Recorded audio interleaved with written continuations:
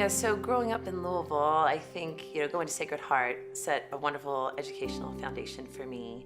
And playing tennis here as well, because I went to Notre Dame on a tennis scholarship.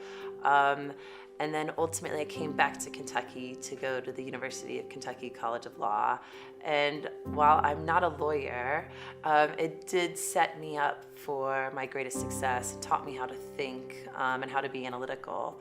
And then ultimately, as I decided to move away from law and I ultimately landed myself in the automotive world, all of the skills I learned from being a Kentuckian, not just the education that I received, I also think all the softer skills about how to, be a good Southern girl and relate to people and talk to people and engage in a way where, I think people from Kentucky truly care about other human beings. And I think for me in my life, that's taken me far. And I talk a lot about my automotive career, and people ask me, oh, you've got the coolest job in the world. You're the president of Aston Martin. What's the best part of that? And you would think that I would always say the answer is the cars, because driving a car, an Aston Martin particularly, is pretty much the most thrilling thing in the world.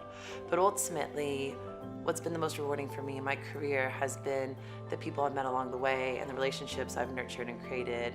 And I really attribute all that to my foundation here in Kentucky, because people in Kentucky, we embrace one another and we love one another. And I think that's just really been probably one of my greatest strengths in my career, and I owe it to the culture of this amazing state. So I'm very grateful for the cotillion lessons and all of the interpersonal skills I received by growing up in Louisville, Kentucky.